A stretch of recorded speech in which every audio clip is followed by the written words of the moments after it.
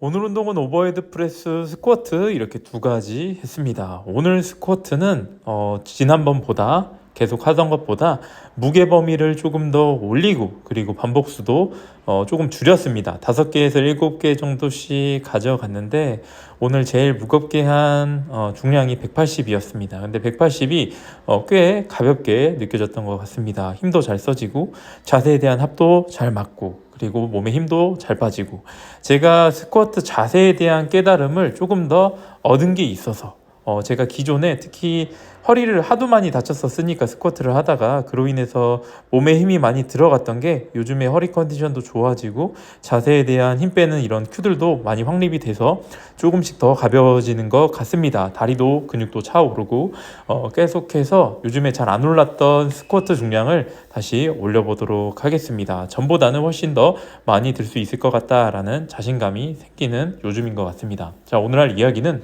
제가 뭐 댓글을 보거나 여러 가지 이런 것들을 봅니다. 펑셔널 트레이닝, 기능적으로 훈련을 해야 한다. 벤치프레스를 할 때 이렇게 후인을 해놓고 잡아놓고 밀면은 기능적이지 않다. 그럼 여기서 기능적이다라는 말의 의미를 한번 잘 생각해 보면 좋을 것 같아서 한번 이야기를 해보고자 합니다. 그 부분에 대해서. 여러분들은 기능적인 게 과연 뭐라고 생각을 하시나요?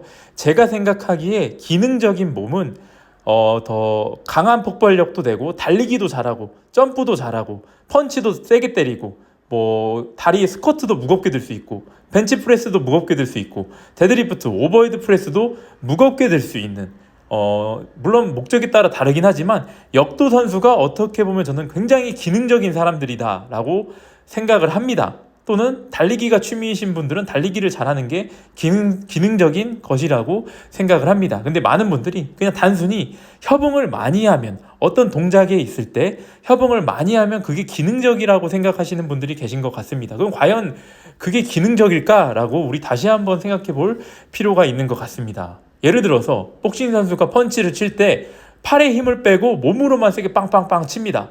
근데 팔이 협응이 덜 됐으니까 그건 덜 기능적이다라고 할 수 있나요? 아니죠. 당연히 팔에 힘을 빼고 몸으로 치는 게 훨씬 더 기능적으로 잘하는 것일 겁니다. 이런 오류들이 많습니다. 기능적이다라는 걸 강조하는 사람들을 사실 저는 아주 이상적이다라고 생각하지는 않습니다. 이거는 개인적인 부분이 있는데 제가 생각하는 기능적인 건 코어가 기능적으로 좋다.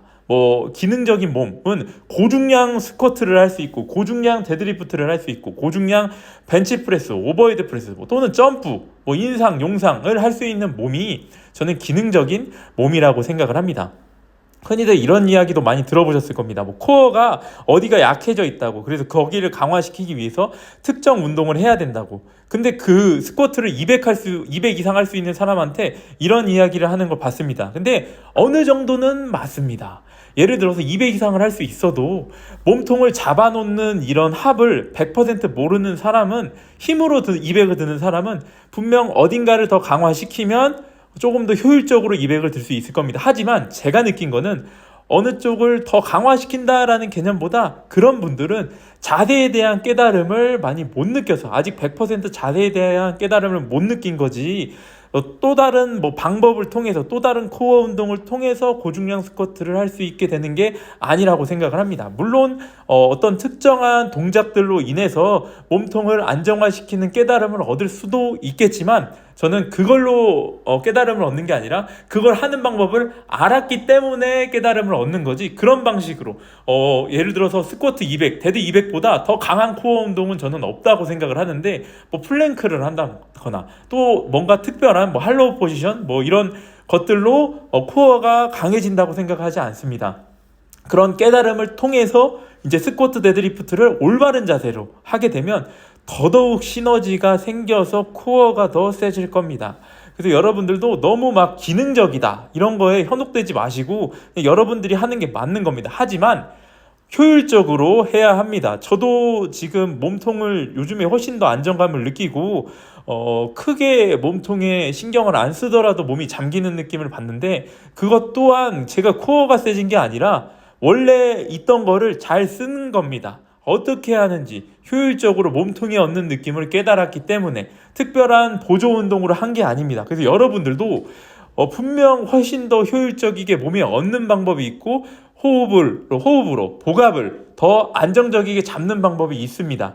이 부분을 계속 깨닫기 위해서 노력하셔야 합니다. 제가 보기에는 거의 100명 중에 99명은 모르고 있습니다. 근데 역도 선수처럼 하는 방법이 있는 겁니다. 그분들이 코어가 엄청 세서 버틸 수 있는 게 아니라 하는 법을 알고 있고 그 하는 법을 알고 있는 상태에서 오랜 시간 쌓았기 때문에 강화가 돼서 편하게 할 수 있는 겁니다. 그래서 여러분들도 다른 펑셔널 트레이닝 뭐 이런 거에 집중하지 마시고 그냥 올바르게 하는 방법을 계속 연구하시기 바랍니다. 근데 이거는 굉장히 잘하시는 분들한테 가서 배우는 게 훨씬 더 좋은 방법이라고 생각합니다. 눈으로 잘 안 보이는 부분이기 때문에. 자, 오늘 영상은 여기까지 하겠습니다. 감사합니다.